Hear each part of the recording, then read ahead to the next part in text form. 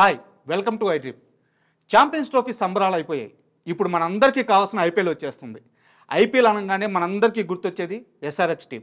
మన హైదరాబాద్ టీం ఎలా ఉంది, మన టీంలో బలమేంటి, బలహీనత ఏమైనా ఉందా, ఇలాంటి అన్ని విషయాలు తెలుసుకోవడానికి మనతో పాటు చాణక్య ఉన్నారు. చాణక్యని అడిగి మరిన్ని విషయాలు తెలుసుకుందాం. హాయ్ చాణక్య. హాయ్ రాజా గారు. ఐపీఎల్ వచ్చేస్తుంది. ఎస్, మన ఎస్ఆర్హెచ్ టీం ఎలా ఉంది, ఆ టీం బలం ఎలా ఉంది, బలహీనతలు ఏమైనా ఉన్నాయా, అసలు ఆ టీం ఫార్మేషన్ మీరు ఎలా చూస్తున్నారు? థ్యాంక్ యూ రాజా గారు. మెయిన్ ఏంటంటే ఇంక నుంచి మన ఐడ్రీమ్లో రోజుకు ఒక మరి ఐపీఎల్ టీం యొక్క రివ్యూ అనేది కూడా మనం చేస్తున్నాం. కాబట్టి ఫస్ట్ ఆఫ్ ఆల్ ఎస్ఆర్హెచ్ టీంతోనే మనం మొదలెడుతున్నాం. మన హోమ్ టీం కాబట్టి హోమ్ టీంని ఎప్పుడైనా సపోర్ట్ చేయడానికి ప్రతి ఒక్కరు ముందుంటారు. కానీ ఒక 2 years బ్యాక్ ఒక్కసారి ఎస్ఆర్హెచ్ స్టోరీ ఒకసారి తీసుకుంటే 2022 అండ్ 2023 ఈ 2 years మాత్రం చాలా లోయెస్ట్ ఫేస్ అనేది కూడా చూసాం. కానీ ఎప్పుడు ఎవరు ఎక్స్పెక్ట్ చేయని విధంగా ఒక్కసారి Travis Head and Abhishek Sharma, then later Nitish Kumar Reddy, వీళ్ళు ఎప్పుడైతే లాస్ట్ ఇయర్ ఒక్కసారిగా ఫామ్లోకి వచ్చి ఒక టాప్ స్కోర్స్, ఇంతవరకు ఏ టీంకి లేనంత చరిత్ర మన ఎస్ఆర్హెచ్లో ఐపీఎల్ బోర్డు మీదే టాప్ స్కోర్స్ పెట్టి దాన్ని కూడా చేసేంత కెపాసిటీ ఉన్న టీం ఏదైనా ఉందంటే అది ఎస్ఆర్హెచ్ అని భయపెట్టే విధంగా టీం తయారైంది. అండ్ ఈసారి అయితే 2025లో కంప్లీట్ ఒక 2024 ఫార్మెట్కి కావాల్సిన టీంని మాత్రం వేలం నుంచి కావ్యమారన్, సో టీం అంతా అక్వైర్ చేసుకున్నారు. మరి కోచ్ దగ్గర నుంచి and batting, bowling and allrounders విషయంలో కూడా చాలా వరకు స్ట్రెంథనింగ్ చేసుకున్నారు. అదే ఒక్క విషయంలో మాత్రం కొంచెం డౌట్ఫుల్గా అనిపిస్తుంది. ఏమైనా కానీ మరి టాప్ ప్లేయర్స్ ఎవరైనా కానీ మరి పాస్ట్లో ఉన్న ప్లేయర్స్ వాళ్ళు కూడా చెప్తుంది ఏంటంటే ఫిఫ్త్ అండ్ సిక్స్త్ ఆ పొజిషన్లో వచ్చే బ్యాట్స్మెన్స్ విషయంలో ఎస్ఆర్హెచ్ కొంచెం ఫికిల్ అవుతుంది. దానికి పర్ఫెక్ట్ రీప్లేస్మెంట్ మాత్రం ఎవరిని తీసుకోలేదు అని చెప్పేసి అని అంటున్నారు. మరి అదొక్కటే కన్సర్న్ తప్ప మిగతా అన్ని స్పాట్స్ టాప్ 12లో తీసుకున్నామంటే అన్ని స్పాట్స్కి సరిపడే ప్లేయర్స్ అయితే మన ఎస్ఆర్హెచ్ టీంలో ఉన్నారు. ఆ డీటెయిలింగ్లోకి వెళ్దాం చాణక్య. ఇప్పుడు మనం మామూలుగా అయితే మీరు అన్నట్టు గత కొన్ని సంవత్సరాల క్రితం చూస్తే ఎస్ఆర్హెచ్ బ్యాటింగ్ ఆర్డర్ చాలా బలహీనంగా ఉండేది. రైట్, చాలా తక్కువ స్కోర్లు, బౌలింగ్ మన బలం 140, 130 ఇది మన స్కోర్లు. అట్లాంటిది ఒక్కసారిగా లాస్ట్ ఇయర్ నుంచి 250, 260, 270 ఇలా వెళ్ళిపోయింది మన స్కోర్లు. అండ్ పవర్ ప్లేలో చూసుకున్నట్టయితే ఫస్ట్ 6 ఓవర్స్లోనే 100 runs, 120 runs కూడా కొట్టిన సందర్భాలు ఉన్నాయి. సో ఇది ఒక పెద్ద అచీవ్మెంట్ అనమాట. ముఖ్యంగా కావ్యమారన్, ఆమె ప్లానింగ్ కానీ ఎగ్జిక్యూషన్ కానీ అదిరిపోయినాయి. సో లాస్ట్ ఇయర్ మనకు ఆక్షన్ జరిగింది, బట్ మధ్యలో ఛాంపియన్స్ ట్రోఫీ వచ్చింది. మనం అంతా ఈ ఆక్షన్ ఇదంతా కాస్త మర్చిపోయి ఉండొచ్చు. సో మనం ఫస్ట్ నుంచి వద్దాము. ఓకే, ఎస్ఆర్హెచ్ రిటర్న్ చేసుకున్న ప్లేయర్స్ ఎవరెవరు, ఆ ప్లేస్మెంట్స్ ఏదో ఒకసారి చెప్పండి. ఎస్, ట్రావెస్ హెడ్ మీద మరి లాస్ట్ ఇయర్ చేసిన పర్ఫార్మెన్స్తో తన మీద టీం అయితే కంప్లీట్ నమ్మకం అనేది కూడా పెట్టింది. సో తననైతే ఎటు పరిస్థితిలో కూడా వదులుకోకూడదని కూడా టీం ఖచ్చితంగా ఒక సంకేతాలు ప్రీవియస్గానే ఇవ్వడంతో దానికి తగ్గట్టు ట్రావెస్ హెడ్ని తీసుకుంది. అండ్ తర్వాత ప్యాట్ కమిన్స్, కెప్టెన్ విషయంలో తను చేసినంత అంటే సపోర్ట్ ఎస్ఆర్హెచ్కి ఎవ్వరూ ఇవ్వలేదు. మంచి విజయాలు అనేది కూడా దక్కింది. అంటే అట్టడుగు స్థాయిలో ఉన్న ఎస్ఆర్హెచ్ టీంని టాప్లో కూర్చోబెట్టాడు. మరి అది కాకుండా మరి వరల్డ్ కప్ గెలిచిన అనుభవం అనేది కూడా ప్యాట్ కమిన్స్కి ఉంది. ఎలాంటి సందర్భంలో అయినా కానీ టీం స్వరూపాన్ని అంటే ప్రత్యర్థుల్ని బోల్టా కొట్టించగల ఒక ఎత్తులు మరి ప్యాట్ కమిన్స్ కూడా చక్కగా తెలుసు. కాబట్టి తననైతే కెప్టెన్గా మరి అయితే రిటైన్ చేసుకున్నారు. ఇంకా మెయిన్గా మాట్లాడుకోవాల్సింది అభిషేక్ శర్మ. అండ్ అభిషేక్ శర్మ గురించి మనం ఎంత మాట్లాడుకున్నా తక్కువే. అండ్ లాస్ట్ ఇయర్ మరి టాప్ ఓపెనింగ్ పార్ట్నర్షిప్ విషయంలో Travis Head and Abhishek Sharma వీళ్ళిద్దరి దగ్గర నుంచి వచ్చినంత సక్సెస్ఫుల్ ఓపెనింగ్ పార్ట్నర్షిప్ ఏ టీంలో లేదు. అండ్ రికార్డ్ బ్రేకింగ్ అనేది కూడా వాళ్ళ దగ్గర ఉంది. అంటే ప్రత్యర్థులు ఎవరైనా కానీ బౌలింగ్ వీళ్ళకి వేయాలంటే అరే బౌండరీ బయటకు వెళ్ళిపోతుంది, ఏ బాల్స్ వేసినా కానీ ఎట్టే వేసినా కానీ కొడతారు అని చెప్పేసి డిసైడ్ అయిపోయేంత మైండ్ సెట్కి తీసుకొని వచ్చేసారు. మెయిన్గా వీళ్ళ ముగ్గురిని తీసుకున్నారు. తర్వాత నితీష్ కుమార్ రెడ్డి విషయంలో అయితే టీం నమ్మకం పెట్టింది. ఇన్ఫ్యాక్ట్ తనను వేలంలో వదిలిపెట్టేస్తే 6 కోట్లు కాదండి, సుమారు తనకైతే 16 కోట్లు వచ్చినా కానీ ఆశ్చర్యపోవాల్సిన అవసరం లేదు. ఎందుకంటే మంచి ఫ్యూచర్ ఉంది అండ్ యంగ్స్టర్ అండ్ తనకున్న ఇంటెంట్ చాలా ఉంది. పరిస్థితులకు తగ్గట్టు ఆడే ప్లేయరు, ఆల్రౌండర్. అండ్ బౌలింగ్ వేయగలుగుతాడు, అటు బ్యాటింగ్ చేయగలుగుతాడు. ఇన్ఫ్యాక్ట్ ఇంకొంచెం అనుభవం వచ్చిందంటే ఫ్యూచర్ మన ఎస్ఆర్హెచ్కి కెప్టెన్ అయ్యే అవకాశాలు కూడా మన నితీష్ కుమార్ రెడ్డి దగ్గర నుంచి ఉన్నాయనిపిస్తూ ఉంది. అండ్ తర్వాత ఇంకెవరైనా చెప్పుకోవాలంటే 5th ప్లేస్లో క్లాసన్. మిడిల్ ఆర్డర్లో క్లాస్ ఉన్నాడంటే హ్యాపీగా తడిగుడ్డు వేసుకొని పడుకోవచ్చు అనే టైప్లో అయితే మన ఎస్ఆర్హెచ్ ఫ్యాన్స్ అందరూ కూడా డిసైడ్ అయిపోయిన సందర్భాలు కూడా మనం చూస్తూ ఉన్నాము. అట్టడుగు స్థాయిలో ఉన్న టైంలో కూడా సో తన దగ్గర నుంచి వచ్చిన బ్యాటింగ్ ఇంటెంట్ కానీ సో తనతో పాటు పర్ఫెక్ట్ పార్ట్నర్షిప్ ఇచ్చేవాళ్ళు లేరు, కానీ సో ఇచ్చినింటే వేరుగా ఉండేదేమో ఇంతకుముందు సీజన్లో అనుకున్నాము. అది లాస్ట్ సీజన్లో మనకు కనిపించింది. ఈ 5 ప్లేయర్స్ని మాత్రం అట్లే అట్టు పెట్టుకుంది. కానీ రికార్డు బ్రేకింగ్, ఎవ్వరూ ఎక్స్పెక్ట్ చేయని విధంగా క్లాసన్కి మాత్రం 23 crores అనేది కూడా కావ్య మారన్ మరి ఇచ్చింది. ఎందుకంటే ఇప్పుడు మనం తీసుకున్న ఈ 5 ప్లేయర్స్లో ఏ ఒక్కరిని బయటికి వదిలిపెట్టినా కానీ వాళ్ళకు మాత్రం ఖచ్చితంగా ఇప్పుడు మనకు రిషబ్ పంత్, కేఎల్ రాహుల్ వాళ్ళకు వచ్చిన దానికి ఈక్వల్గా వచ్చే అవకాశాలు కూడా ఉన్నాయి. అందుకోసం మరి అలాంటి వాటిని వదిలిపెట్టుకోకూడదని చెప్పేసి కావ్య మారన్ పర్సు తక్కువ ఉన్నా కానీ వాళ్ళ మీద నమ్మకం పెట్టుకుంది. ఎలాగైనా కానీ వాళ్ళని మెయిన్ కోర్ టీమ్ సో వీళ్ళేం డిసైడ్ అయిపోయారు. అండ్ మీరు ఒక 4 బ్యాట్స్మెన్ పేర్లు చెప్పారు. హెడ్, అభిషేక్ శర్మ, అలాగే క్లాషను, నెక్స్ట్ వచ్చేసి మనకి నితీష్ కుమార్. యాక్చువల్గా లాస్ట్ సీజన్లో ఈ నలుగురిని చూసి ఓయమ్మ వీళ్ళు కాటేరమ్మ కొడుకులు అన్నారు. ఎగ్జాక్ట్లీ. ఇప్పుడు వీళ్ళకి తోడుగా ఇషాన్ కిషన్ వచ్చి చేరాడు. అండ్ ఎస్ఆర్హెచ్ అంటే హైదరాబాద్ ఓపెన్ స్టేడియం పిచ్లు మీకు తెలిసిన బ్యాటింగ్కి ఇంకా సూపర్ బ్యాటింగ్ పిచ్లు అవి. కిషన్ ఆట కూడా దీనికి తగ్గట్టు సరిపోద్ది. ఇప్పుడు మీరు ఓవరాల్గా ఇప్పుడు చెప్పినప్పుడు బ్యాటింగ్ వరకు ఎస్ఆర్హెచ్ బలాన్ని ఎలా చూస్తారు? ఇన్ఫ్యాక్ట్ లాస్ట్ ఇయర్ ఒక చిన్న ఇంటర్వ్యూ అనేది ఒకటి రయాన్ పరక్తో జరిగిందండి. ఓకే, రయాన్ పరక్తో జరిగినప్పుడు సో ఏ టీంని చూసి మీరు అంటే ఫియర్ అవుతున్నారు అని అంటే సింపుల్గా ఆలోచించకుండానే ఎస్ఆర్హెచ్ అని చెప్పాడు.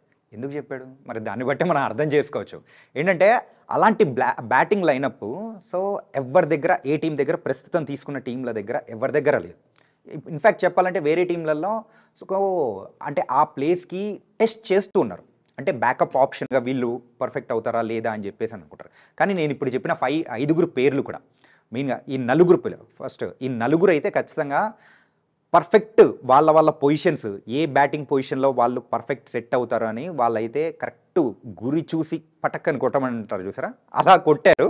సో కావ్య మారన్ వాళ్ళ టీం అయితే కరెక్ట్ పర్ఫెక్ట్ దానికి తగ్గట్టు ప్లేస్మెంట్స్ కూడా సెట్ చేసుకున్నారు. సెట్ అయిపోయింది. వాళ్ళకి తోడు మీరు అనుకున్నట్టు ఇషాన్ కిషన్. మరి ఇషాన్ కిషన్ జార్ఖండ్ డైనమైట్ అంటారు. మరి జార్ఖండ్ నుంచి వచ్చిన మరో డైనమైట్ మనం ముందు చూసాం ధోని.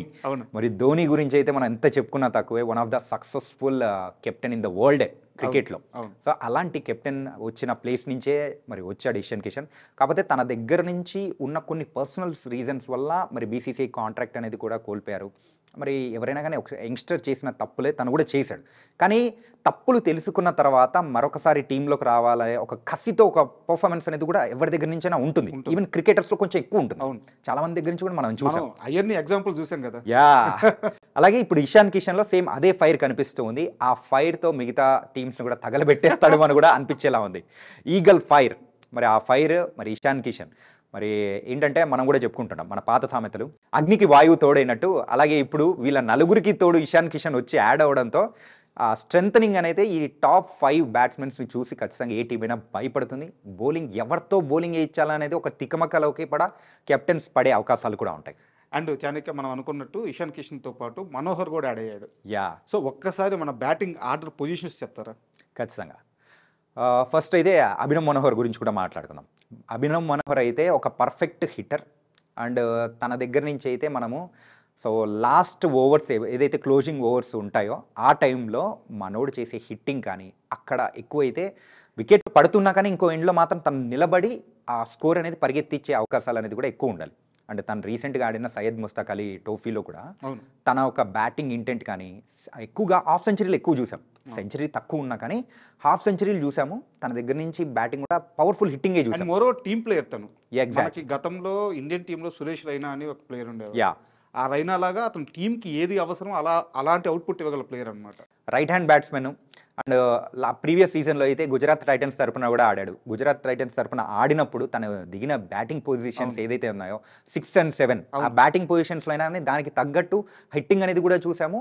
కానీ తనని ఎందుకు వదిలిపెట్టుకున్నారో అర్థం కాలేదు గుజరాత్ టైటన్స్. వాళ్ళకున్న సో తగ్గట్టు మన కోసం యా మేబీ అయింటుంది. పర్ఫెక్ట్ టైంలో వాళ్ళు కూడా అభినవ్ మనోహర్ని పిక్ చేసుకోవడంతో మనకు ఆ 7th బ్యాటింగ్ పొజిషన్కి పర్ఫెక్ట్ సెట్ అయ్యే వాళ్ళు ఎవరన్నా ఉన్నారంటే so no doubt only one name Abhinav Manohar అని చెప్పేసి టీం సెట్ చేసేసుకున్నారు. అండ్ బ్యాటింగ్ పొజిషన్స్ ఒకసారి చూసుకుంటే ఓపెనింగ్ అయితే ట్రావెస్ హెడ్, అభిషేక్ శర్మ వీళ్ళిద్దరిని మార్చే ప్రసక్తి లేదు. వాళ్ళని ఆపే పరిస్థితులు లేవు. అండ్ థర్డ్ పొజిషన్లో మైట్ బి నితీష్ కుమార్ రెడ్డి వచ్చే అవకాశాలు ఎక్కువగా ఉన్నాయి. ఎందుకంటే పరిస్థితులకు తగ్గట్టు ఆడడము, ఏవైనా వికెట్ పడినా కానీ సో తను అంటే ఈవెన్ స్పిన్నర్స్ని చక్కగా ఆడగలుగుతాడు, పేసర్స్ని చక్కగా ఎదుర్కోగలుగుతాడు. కాబట్టి తనకు అబ్ ద ఆర్డర్ ప్రమోషన్ అనేది కూడా ఇచ్చి ఇంతకుముందు మనము 5-6 పొజిషన్స్లో చూసేవాళ్ళము. ఇప్పుడైతే సో థర్డ్ పొజిషన్ అయితే ఫిక్స్డ్గా అది నితీష్ కుమార్ రెడ్డిది, ఇది నాది అని రాసి పెట్టేసుకుంటాడేమో. కిషన్ ఏమన్నా వచ్చే ఛాన్స్ ఉంటుందా? కిషన్ వచ్చే అవకాశాలు తక్కువగా ఉంటుంది. ఎందుకంటే ఆల్రెడీ ఫస్ట్ ఓపెనింగ్ పార్ట్నర్షిప్లో ఇద్దరు లెఫ్ట్ హ్యాండ్ బ్యాట్స్మెన్స్ ఉన్నారు.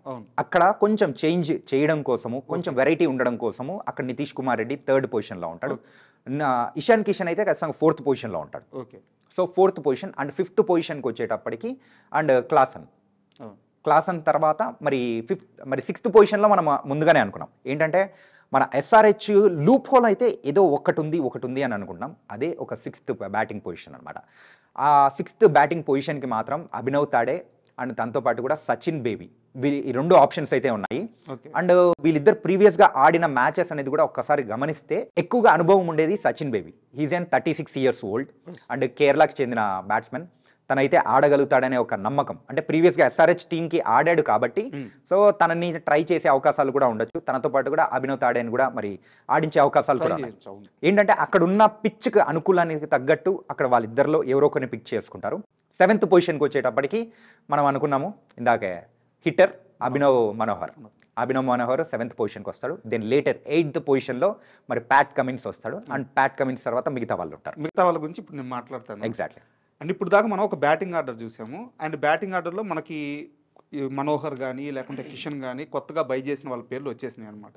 అండ్ బౌలింగ్ విషయానికి వస్తే ఫస్ట్ మనం బౌలింగ్ డిపార్ట్మెంట్కి వెళ్ళే ముందు మనకి ఆక్షన్లో కొన్న బౌలర్స్ గురించి మాట్లాడుకున్నాం. ఖచ్చితంగా మనకి అద్భుతంగా డైనమిక్ ఒక బౌలర్ దొరికాడు, షమి. ఎగ్జాక్ట్లీ. అండ్ ఈ ఛాంపియన్స్ ట్రోఫీలో షమి ఎంత ఫామ్లో ఉన్నారో చూసాము. అలాగే షమితో పాటు ఇంకో బౌలర్ జంపర్ని తీసుకున్నారు. మన బౌలింగ్ ఆర్డర్ ఎలా ఉంది? బౌలింగ్ ఆర్డర్ ఫస్ట్ మనమైతే పేసెస్ గురించి మాట్లాడుకుందాం. మెయిన్గా షమి గురించి మాట్లాడుకోవాలి. షమి ఎంత సక్సెస్ఫుల్ బౌలరో మనం ప్రత్యేకంగా చెప్పుకోవాల్సిన అవసరం లేదు. అండ్ ఈవెన్ మహమ్మద్ షమి కోసము అక్కడ అవతలున్న టీమ్స్ చాలామంది కూడా వేలంపాట్లో పోటీ పడ్డారు. సో కేకేఆర్ కానీ అండ్ దాంతోపాటు లక్నో వీళ్ళందరూ కూడా పోటీ పడ్డారు. అయినా కానీ అక్కడ లాస్ట్ 10 crores ఇస్ ఫైనల్ అని చెప్పేసి ఒక్కసారిగా ఎస్ఆర్హెచ్ బోర్డు ఎత్తేటప్పటికి కావ్యమారన్ అక్కడ ఎవరి దగ్గర నుంచి ఆన్సర్ రాలేదు. అంటే అక్కడ ఎందుకు మిగతా వాళ్ళు పోటీ పడలేకపోయారంటే ఒక సక్సెస్ఫుల్ బౌలర్ గురించి మహమ్మద్ షమి యొక్క ఫిట్నెస్ విషయంలో అందరికీ ఒక కన్సర్న్ అనేది కూడా ఉంది. అంటే ఫిట్గా ఉంటాడా లేదా, కంప్లీట్గా సీజన్ మొత్తానికి అంటే ఈ 14 మ్యాచెస్కి కంప్లీట్గా తను అందుబాటులో ఉంటాడా లేదా అనేది ఒక క్వశ్చన్ మార్క్ అనేది రైజ్ అవుతుంది. ఇన్ఫ్యాక్ట్ మనము ఛాంపియన్స్ ట్రోఫీ ముందు కూడా మనం చూసాం. షమి ఒక కన్సర్న్స్ అనేది కూడా మనం చూసాము. ఇంజురీ కన్సర్న్స్ అనేది కూడా తను వస్తాడా రాడా అనేది ఒక డైలమోలో కూడా ఉండింది. కానీ దానికంటే ముందు తనైతే మ్యాచెస్ అనేది కూడా ఆడాడు. సో డొమెస్టిక్ లెవెల్లో మన దగ్గర ఆడాడు. సో మంచి పర్ఫార్మెన్స్ చూపించినా కానీ అక్కడ రన్అప్ విషయంలో మాత్రం ఆ రన్నింగ్ విషయంలో ఎక్కడో కొంచెం తడబాటు కనిపిస్తుంది. ఇంతకుముందు ఉన్నంత వేగం కనిపించలేదు అని ఒక క్వశ్చన్ మార్క్స్ అనేది కూడా వచ్చాయి. అందుకోసం వేరే వాళ్ళు అంతగా పోటీ పడలేదు.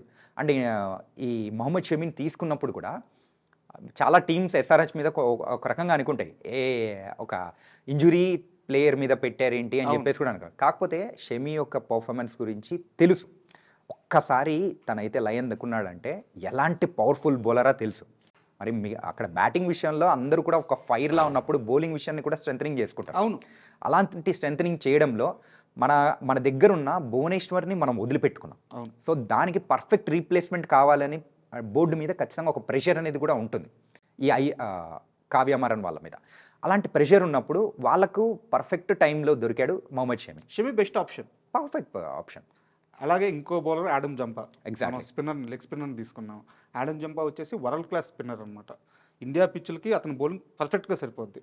సో జంపాకి ప్లేయింగ్ లెవెల్లో ఛాన్స్ ఉండొచ్చా? ఖచ్చితంగా ఉండొచ్చండి. ఎందుకంటే అక్కడ మనకు 4 ఫారెన్ ప్లేయర్స్ని మనం తీసుకోవాలి.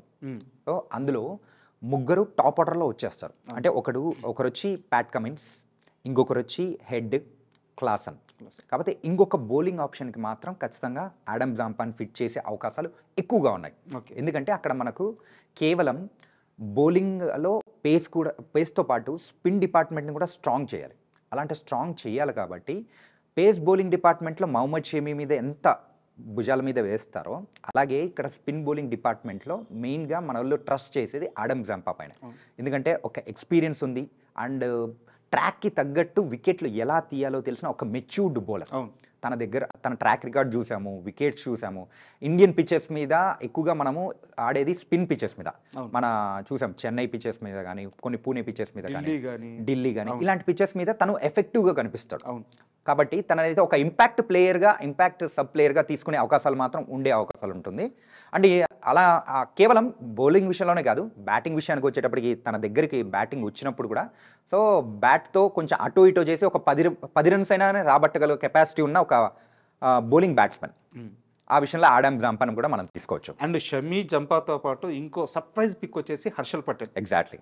అండ్ హర్షల్ పటేల్ వచ్చేసి కొంచెం ఎక్కువ రన్స్ ఇస్తారు కానీ ఎప్పుడు కూడా పర్పుల్ క్యాప్ లిస్ట్లో తను ఎప్పుడు కాంపిటేటరే.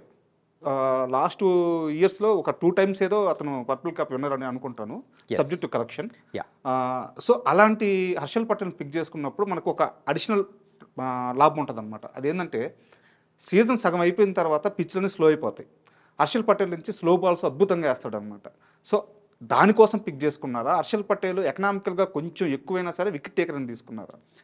మెయిన్గా Harshal Patel purple cap holder, మీరు అన్నట్టు 2 times పర్పుల్ క్యాప్ హోల్డర్. ఆ పిచెస్ సెకండ్ హాఫ్లో తనున్నంత ఎఫెక్టివ్గా వేరే వాళ్ళు తక్కువ ఉంటారు. ఎందుకంటే మీరు అన్నట్టు ఆ స్లోవర్ డెలివరీస్ వేయడం కానీ అంటే మెయిన్గా ఫింగర్స్ని రోల్ చేసే విషయంలో కానీ సో ఇలాంటి విషయంలో ఎక్కువ ఎఫెక్టివ్గా హర్షల్ పటేల్ ఉంటాడు. మన లాస్ట్ ఫైనల్ డెత్ ఓవర్స్ విషయానికి వచ్చేటప్పటికి మనం ఏం చేస్తూ ఉంటారు, బౌలర్స్ అనే వాళ్ళలో ఉన్న కొంచెం పట్టు అనేది తగ్గిపోతుంది. కానీ అప్పుడు టెక్నిక్ యూస్ చేయాలి. ఒకవేళ సన్ అంటే మనము ఫస్ట్ 3:30 మ్యాచ్ ఆడుతున్నప్పుడు అక్కడైతే కొంచెం హ్యూమిడిటీ అనేది కూడా ఉంటుంది, కొంచెం డ్రైన్ అయిపోయే అవకాశాలు ఉంటుంది. అలాంటి సందర్భంలో బౌలర్స్ ఎవరైనా కానీ ఆ స్పీడామీటర్ని తగ్గించుకుంటూ వస్తూ ఉంటారు. ఆ ఫింగర్స్ రోల్ చేసి స్లో డెలివరీస్ వేయాలని చూస్తుంటారు. లాస్ట్ ప్రీవియస్ సీజన్స్గా ఒకసారి గమనిస్తే స్లోవర్ డెలివరీస్తో వచ్చే వికెట్స్ అనే శాతం పెరిగింది. అలాంటి టైంలో ఖచ్చితంగా హర్షల్ పటేల్ ఎఫెక్టివ్ అయ్యే అవకాశాలు కూడా ఉన్నాయి. అందుకోసం మరి కావ్యమారన్ వాళ్ళు కూడా సో ఆ పొజిషన్లో ఏ బౌలర్ మనకు ఎఫెక్టివ్గా ఉంటారు అని అనుకుంటే ఆ టైంలో కనిపించింది హర్షల్ పటేల్. మన దుబాయ్ పిచెస్లో ఆడినప్పుడు తను తీసుకున్న వికెట్స్ ఇంతవరకు ఎవ్వరూ తీసుకున్నారు. కాబట్టి ఇంతకుముందు మన ఇండియన్ టీం అంటే ఇండియన్ పిచెస్ మీద ఆడుతున్నప్పుడు కూడా తను స్లో డెలివరీస్ కానీ సో చాలా ఎఫెక్టివ్గా పనిచేశారు. ప్రీవియస్గా మన ఇండియన్ టీంలో అడుగు పెట్టినప్పుడు కూడా కొంచెం తనకు తగ్గట్టు వికెట్స్ అనేది కూడా తీసాడు. ఆ ఎఫెక్టివ్నెస్ అనేది కూడా టీంలో తనకు తగ్గేలా చేశాడు. కాబట్టి తనని తీసుకుంటే బాగుంటుంది అనే విషయంలో హర్షల్ పటేల్ని కూడా తీసుకున్నారు. అండ్ ఇప్పటిదాకా మనం బౌలింగ్ డిపార్ట్మెంట్కి వచ్చేసి కమిన్స్ గురించి మాట్లాడుకున్నాం, షమీ గురించి మాట్లాడుకున్నాం, హర్షల్ పటేల్ గురించి మాట్లాడుకున్నాం, జంపా గురించి మాట్లాడుకున్నాం. వీళ్ళు కాకుండా మనకి ఎక్స్ట్రాగా రాహుల్ చాహర్ ఉన్నారు, ఇంకో స్పిన్నర్. లాస్ట్ టైం చెన్నైకి బాగా బౌలింగ్ చేసిన సమర్జిత్ సింగ్ ఉన్నాడు. సో ఇంతమంది మనకు ఆప్షన్స్ ఉన్నారు కాబట్టి ఒక్కసారి మన బౌలింగ్ ఆర్డర్, ఫైనల్ ఆర్డర్ ఏంటి, ఎలా ఉండబోతుందని కమిన్స్ నుంచి చెప్తారా? బౌలింగ్ విషయానికి వచ్చేటప్పటికి మెయిన్గా Pat Cummins, Mohammed Shami, Adam Zampa, and ఇంకొక స్పిన్నర్ని తీసుకొని రావాలి కాబట్టి రాహుల్ చహర్తో పాటు హర్షల్ పటేల్, ఈ 5 మెంబర్స్ని తీసుకొని వస్తారు. మెయిన్గా మనకి నితీష్ కుమార్ ఎలాగో ఉన్నాడు, తను కూడా ఒక పేస్ బౌలింగ్ ఆల్రౌండర్ కాబట్టి సో తను కూడా కొంచెం యాడెడ్ అయ్యే అవకాశాలు ఉంటుంది. అంటే వీళ్ళందరూ ఎఫెక్టివ్గా కనిపించకపోతే అప్పుడు తనకు బౌలింగ్ ఇచ్చే అవకాశాలు కూడా ఉంటాయి. తన దగ్గర నుంచి కంప్లీట్ సేవలు మరి నిరూపించుకోవాలని ఎస్ఆర్హెచ్ టీం అయితే డిసైడ్ అయిపోయారు. అండ్ చాలా ఇప్పుడు దాకా మనం బ్యాటింగ్ వైజు బౌలింగ్ వైజు వేరువేరుగా మాట్లాడుకున్నాము. ఇప్పుడు కంప్లీట్ ప్లేయింగ్ 11 ఎలా ఉండబోతుంది? ఒక్కసారి ప్లేయింగ్ 11 ఒకసారి మనం చూస్తే ట్రావిస్ హెడ్, దాంతోపాటు కూడా అభిషేక్ శర్మ వీళ్ళిద్దరు ఓపెనింగ్ చేస్తారు. అండ్ 3rd పొజిషన్లో అయితే నితీష్ కుమార్ రెడ్డి, అండ్ 4th పొజిషన్లో ఇషాన్ కిషన్. సో ఇషాన్ కిషన్ తర్వాత క్లాసన్ వస్తారు. క్లాసన్ తర్వాత మరైతే 6th బ్యాటింగ్ పొజిషన్లో అయితే అభినవ్ తాడే ఆర్ సచిన్ బేబీ. వీళ్ళిద్దరిలో అక్కడ పిచ్కి తగ్గట్టు ఆ రోజు వాళ్ళ ఉన్న ఇంటెంట్ని తగ్గట్టు మరి వాళ్ళిద్దరిలో ఎవరో ఒకరిని పిక్ చేసుకుంటారు. అండ్ 7th పొజిషన్లో అయితే ఫినిషర్గా మనకు ఒకరు కావాలి, పర్ఫెక్ట్ ఫినిషర్ అంటే అభినవ్ మనోహర్ అనే వాళ్ళు మనకు పర్ఫెక్ట్ డిసైడ్ అయిపోతున్నారు. మరి 8th పొజిషన్లో అయితే యాజ్ ఇట్ ఈస్ మనకున్న ప్యాట్ కమిన్స్, మన కెప్టెన్, ఎస్ఆర్హెచ్ కెప్టెన్. సో దాని తర్వాత అయితే నెక్స్ట్ వస్తే హర్షల్ పటేల్, ఆడమ్ జాంపా తర్వాత మొహమ్మద్ షమీ. అండ్ వీళ్ళందరూ వచ్చారు కాబట్టి ఒక ఇంపాక్ట్ ప్లేయర్ విషయంలో మాత్రం ఒకరిని మాత్రం తీసుకుంటారు. మైట్ బీ తీసుకుంటే ఇంపాక్ట్ ప్లేయర్గా అయితే యాడమ్ జంపాకి తోడుగా రాహుల్ చహర్ని ఇంపాక్ట్ ప్లేయర్గా పెట్టుకునే అవకాశాలు ఉంటుంది. ఎందుకంటే అక్కడ ఇద్దరు స్పిన్నర్స్, క్వాలిటీ స్పిన్నర్స్ని పెట్టుకుంటే ఆ పరిస్థితి అంటే పరిస్థితులు మార్చొచ్చు. మెయిన్గా వాళ్ళని ఎక్కువగా ట్రిక్కీగా పడేసే అవకాశం ఉంటుంది. అండ్ రాహుల్ చహర్ని కూడా మనం చూసాము. తను లాస్ట్ టైం ఆడిన మ్యాచెస్ కానీ తను ఎక్కువగా లెగ్ బ్రేక్ అనేది కూడా చేస్తుంటారు, లెగ్ బ్రేక్ బౌలర్. మరి అలాంటి విషయంలో తను చాలా ఎఫెక్టివ్గా ఉంటాడు కాబట్టి ఆ ఇంపాక్ట్ ప్లేయర్ విషయంలో మరి అక్కడ రాహుల్ చహర్ని పెట్టుకుంటారు. అండ్ మీరు చెప్పిన ప్లేయింగ్ లెవెన్ అంతా ఓకే, సూపర్ ఉంది.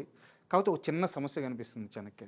మనకి లెగ్ స్పిన్నర్స్ ఎప్పుడైనా వికెట్ టేకర్స్ కానీ రన్స్ ఎక్కువ ఇస్తారు. రైట్. ఆఫ్ స్పిన్నర్స్ ఎప్పుడు వికెట్ పడకపోయినా కానీ రన్స్ సేవ్ చేస్తారనమాట. ఎక్కువ డాట్ బాల్స్ వేయగల కెపాసిటీ ఆఫ్ స్పిన్నర్స్కి ఉంటుంది.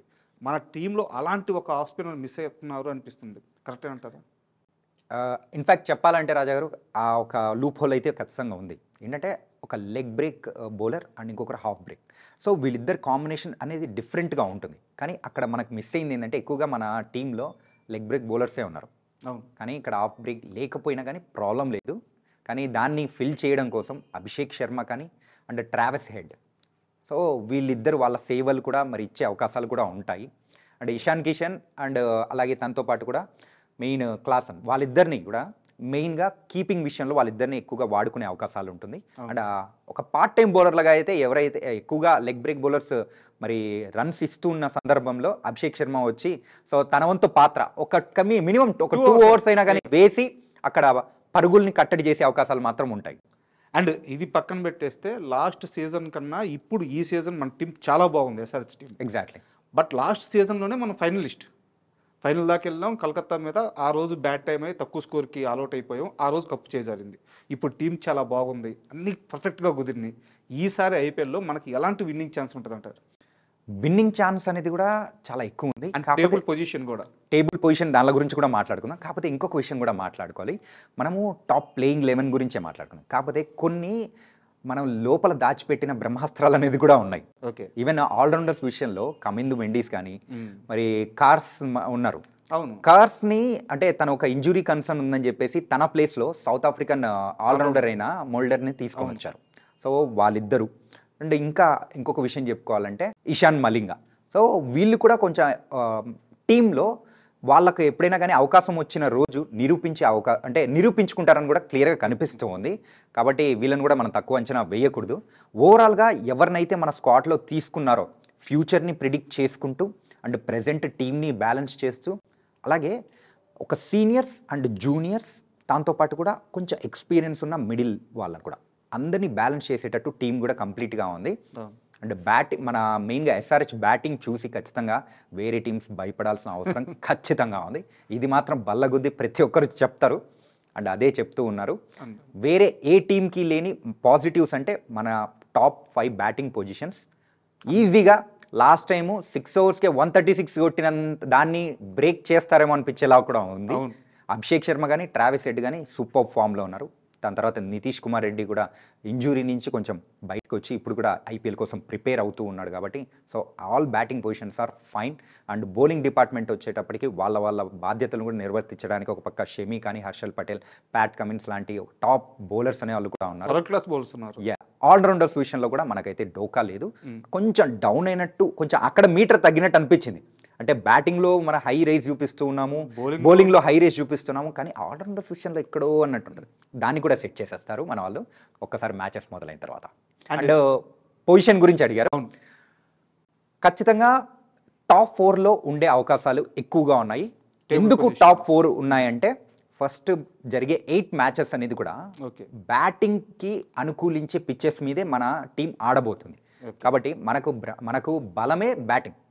అలాంటి బ్యాటింగ్ పిచ్చెస్ మీదే ఆడుతుంది. కాబట్టి ఫస్ట్ 8 మ్యాచెస్ ఏదైతే ఉన్నాయో మన టీం పర్ఫెక్ట్గా టార్గెట్ చేసి కూడితే మరి ఫస్ట్ హాఫ్లోనే మనము 12 పాయింట్స్కో 14 పాయింట్స్కో వెళ్ళిపోయే అవకాశాలు మాత్రం పుష్కలంగా కనిపిస్తూ ఉన్నాయి. సూపర్.